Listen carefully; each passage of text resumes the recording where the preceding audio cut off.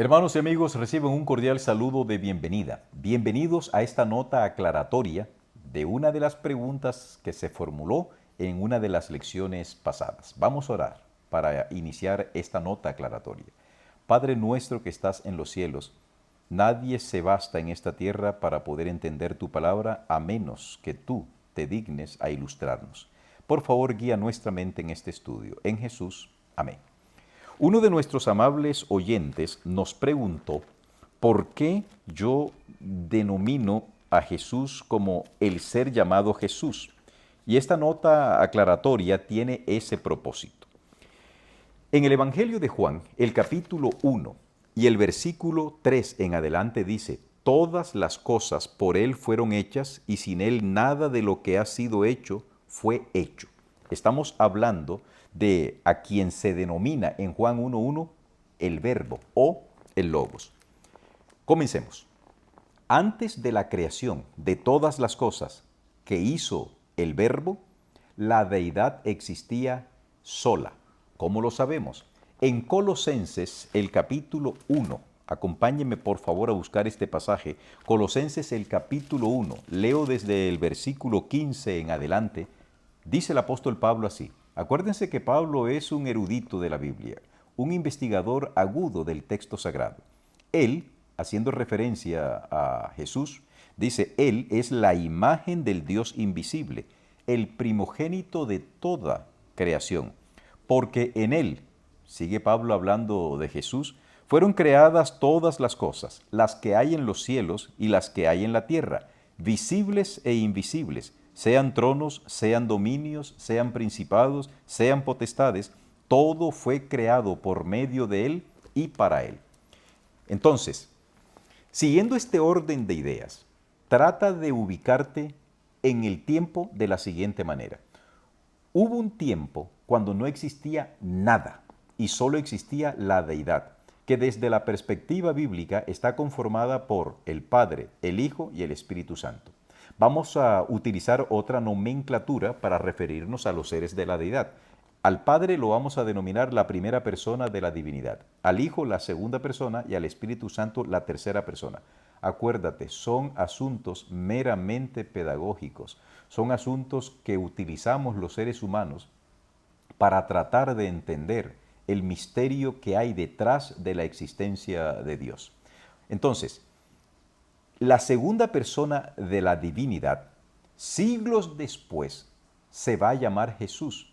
Pero, ¿cómo se llamaban entre sí los seres de la deidad antes de crear lo que existe? No lo sabemos. Esa es una respuesta que la Biblia no la da, y en el caso de los adventistas del séptimo día, Elena de White, bajo inspiración, nada dice sobre el particular. Por lo tanto, antes de la creación de todo lo que existe, la segunda persona de la divinidad no sabemos cómo era llamada entre sus compañeros. Hay una brevísima alusión en Zacarías, si gusta acompáñenme por favor, a buscar el libro del profeta Zacarías en el capítulo 13 y el versículo 7. Como les digo, hay un pequeño eco, hay una brevísima alusión de cómo podrían llamarse entre sí los seres de la deidad, a partir de cómo llama en Zacarías el Padre al Hijo. Levántate, oh espada, contra el pastor. Esta es una profecía que apunta hacia Jesús. Y contra el hombre, compañero mío, dice Jehová de los ejércitos, hiere al pastor y serán dispersadas las ovejas.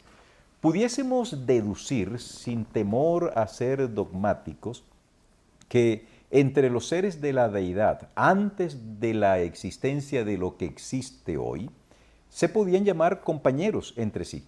Eso es todo lo que voy a decir, no hay más que argumentar. El libro de Génesis, el capítulo 1 y el versículo 1 nos dice, en el principio creó Dios los cielos y la tierra. A partir de ese momento, ¿quién creó los cielos y la tierra? Juan capítulo 1, versículo 3 dice que todas las cosas que existen llegaron a la existencia por Jesús. Y Colosenses dice que todas las cosas llegaron a la existencia por Jesús. Pero, ¿se llamaba Jesús en el Antiguo Testamento a la segunda persona de la divinidad? La respuesta es no. En el Antiguo Testamento, la segunda persona de la divinidad se presenta bajo la figura del ángel de Jehová. Y en muchos de los pasajes donde la palabra Jehová aparece, debe entenderse la segunda persona de la divinidad. ¿Por qué digo esto? Porque resulta que en el libro de Éxodo, el capítulo, acompáñenme, Éxodo el capítulo 33 y el versículo 17 en adelante, el contexto me dice que Moisés le dice a Dios que le deje ver su gloria. Dios le responde en este momento allí: yo haré pasar todo mi bien delante de tu rostro y proclamaré el nombre de Jehová. Versículo 20, dijo más: no podrás ver mi rostro, porque no me verá hombre y vivirá. Esto está en consonancia con lo que dice Isaías. Acompáñeme a buscar Isaías el capítulo 59 y leemos el versículo 2. Aquí el profeta mesiánico entiende perfectamente bien lo que está ocurriendo entre la divinidad y la humanidad. He aquí, no se ha acortado la mano de Jehová para salvar, ni se ha agravado su oído para oír, pero vuestras iniquidades, las iniquidades de los seres humanos, han hecho división entre vosotros y vuestro Dios, y vuestros pecados son la causa, explica Isaías, que han hecho ocultar de vosotros su rostro para no oír. Es evidente entonces que hoy nadie puede ver el rostro de Dios y en el pasado tampoco. Entonces, ¿cómo era que Gedeón, que Jefté, que Manoa y muchos otros, Abraham incluido, pudieron ver el rostro de a quien se denomina Jehová? Porque era la segunda persona de la divinidad que tomaba la forma del ángel de Jehová. Expliquemos o hagamos un resumen hasta aquí. Antes de la creación, no sabemos cómo se llamaban entre sí los seres de la deidad. Antes de la creación de todo lo que existe en el universo, visible o invisible, no sabemos cuál era el nombre que tenía la segunda persona de la divinidad. Después de la creación y particularmente después del pecado del hombre, la segunda persona de la divinidad se denomina, se presenta en el Antiguo Testamento bajo la figura y nombre de el ángel de Jehová.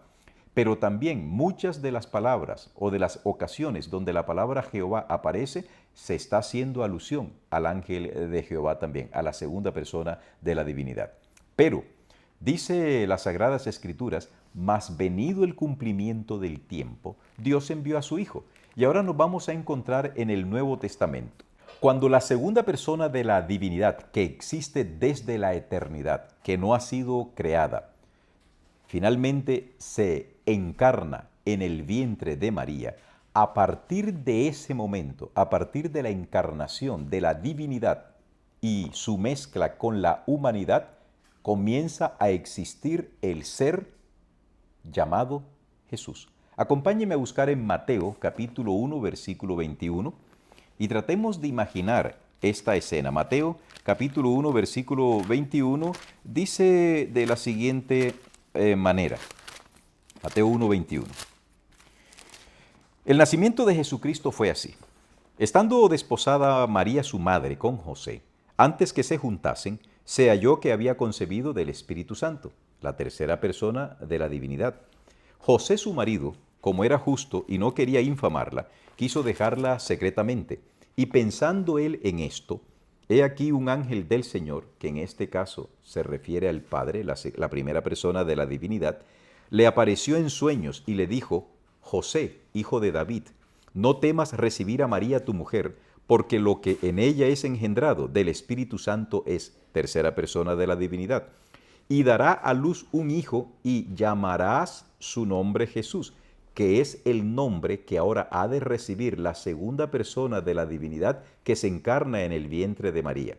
A partir de la encarnación de la segunda persona de la divinidad en el vientre de María, esa segunda persona ahora se va a denominar Jesús. Pero, ¿ese ser existía desde la eternidad? No, porque solo toma carne cuando se encarna en el vientre de María. Esto lo corrobora el Evangelio de Lucas. Acompáñenme por favor, Lucas el capítulo 1 Versículo 28 en adelante, Lucas 1, 28 en adelante.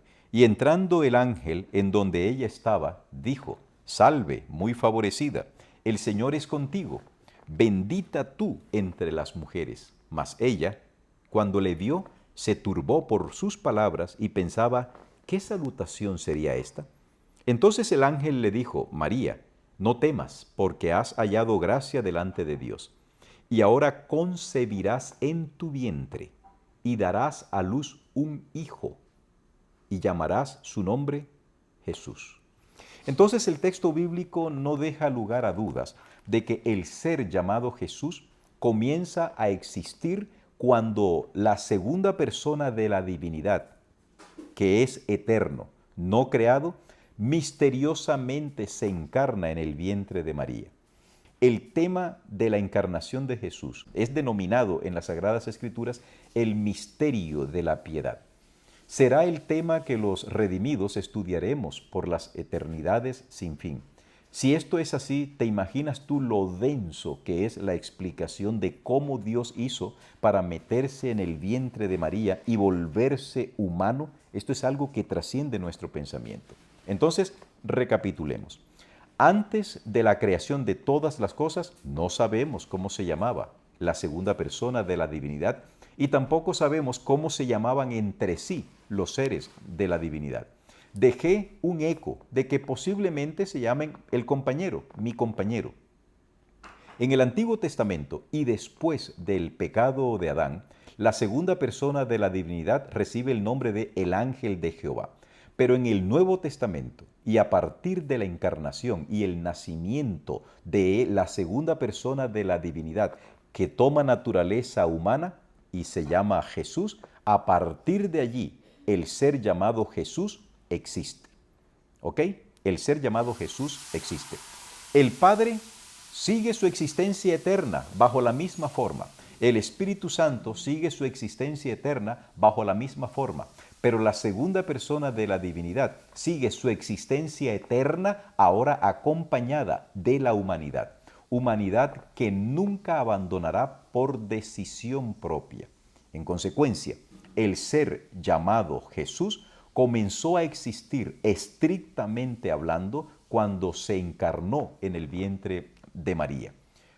Por cierto, queridos, que cuando estoy diciendo esto, no estoy hablando de que Jesús fue creado allí. Jesús no fue creado, Jesús fue engendrado. ¿Por qué fue engendrado y no creado? Porque es que Jesús no recibió un cuerpo diferente. En el libro de Hebreos, el capítulo 10, acompáñenme ahora a buscar la epístola a los Hebreos, el capítulo 10 y el versículo 5 dice de la siguiente manera, Hebreo 10, 5.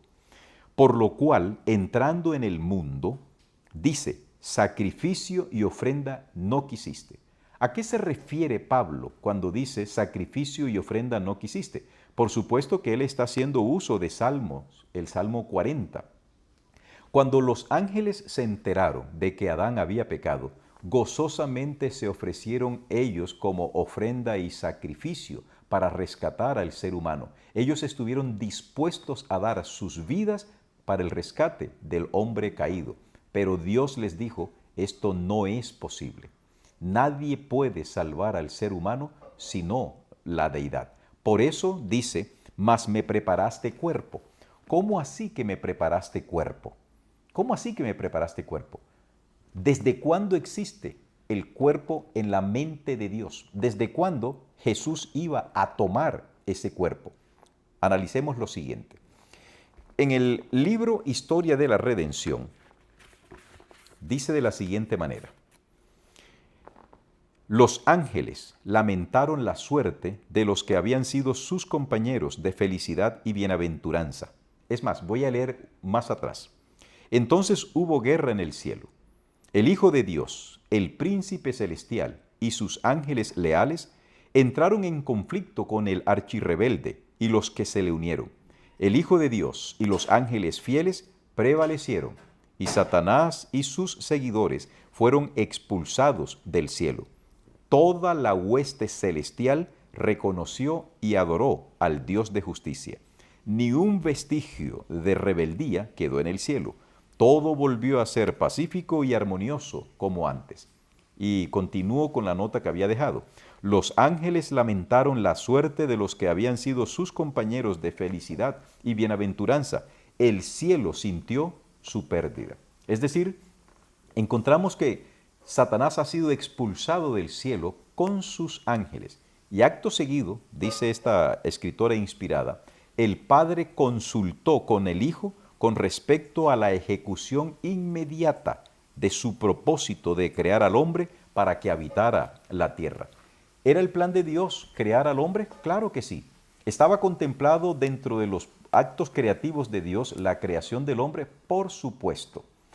Por lo tanto, cuando Pablo está diciendo que me preparaste cuerpo, ya Dios sabía que iba a crear al ser humano. En el libro La verdad acerca de los ángeles, hay una declaración que me parece interesante. Todo el cielo tuvo un profundo y gozoso interés en la creación del mundo y del hombre. Los seres humanos eran un orden nuevo y distinto. Esto lo leo en La verdad acerca de los ángeles, que es una compilación. Esta cita está en Review and Herald de febrero 11 de 1902 y lo encuentra en la página 52 de este libro, La verdad acerca de los ángeles. La otra cita, Historia de la Redención, usted encuentra la cita que leí en la página 19. ¿Por qué se dice que los seres humanos eran un nuevo orden? Aparentemente, los ángeles y los seres de la creación llegaron a la existencia por el poder de la palabra de Dios. Sean ángeles, y aparecieron los ángeles. Pero cuando Dios llegó a la creación del hombre, el hombre no llegó producto de un acto portentoso de la palabra de Dios, sino que Dios lo formó con sus propias manos. En este sentido, el hombre se convierte en un orden nuevo y muy distinto al resto de la creación. Entonces, queridos, cuando Dios decide que Cristo venga aquí, Él va a tomar un cuerpo. Ese cuerpo había sido preparado con antelación en la mente y en los planes perfectos de Dios. Repasemos entonces a manera de conclusión. ¿Cómo se llamaba la segunda persona de la deidad antes de la creación de todas las cosas? No lo sabemos. Si usted lo sabe, déjennoslo saber, utilizando el texto bíblico o el espíritu de profecía. ¿Cómo se llamaba en el Antiguo Testamento la segunda persona de la deidad? Se denomina el ángel de Jehová. Y en muchos pasajes donde aparece el nombre Jehová, hace alusión al ángel de Jehová, o sea, a la segunda persona de la divinidad. Pero, ¿qué nombre recibe en el Nuevo Testamento la segunda persona de la divinidad que existe desde la eternidad? Ahora, cuando se encarna en el vientre de María, la segunda persona de la divinidad se ha de llamar Jesús. Por eso utilizaba la expresión el ser llamado Jesús. No existe en el Antiguo Testamento porque Cristo no se había encarnado. No existe en las edades sin fin en el pasado porque no existía creación alguna. Y algo que es muy llamativo es que mientras que el Padre continuará su existencia en la misma forma por la eternidad y el Espíritu Santo mantendrá su existencia en la misma forma por la eternidad, la segunda persona de la divinidad, o sea, el Hijo, tomó otra naturaleza y en esa otra naturaleza, tanto la divinidad como la humanidad continuarán existiendo por las edades sin fin por decisión de la segunda persona de la divinidad. Creo y espero que esta nota aclaratoria ayude para entender por qué Jesús no es creado, porque Jesús es engendrado.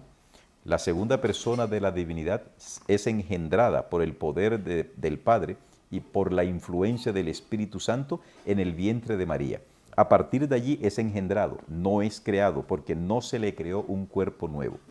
Si tú me preguntas, o sea que usted cree que Jesús no existía ya en el Antiguo Testamento, no existía porque Jesús no se había encarnado. Pero yo sí te puedo decir algo, en la mente perfecta de Dios, así como Dios, antes de crear ser racional alguno, ya tenía un plan concebido, en la mente de Dios, el ser llamado Jesús ya existía, porque los planes de Dios son perfectos. pero técnicamente hablando, el ser llamado Jesús comienza a existir desde la encarnación de la segunda persona de la divinidad en el vientre de María y conservará esa unión hipostática hasta el final, no, hasta las edades sin fin. Que Dios nos bendiga y espero que esto contribuya en algo al fortalecimiento de su fe y al desarrollo doctrinal alrededor de la cristología. Nos vemos en una próxima nota aclaratoria. Bendiciones.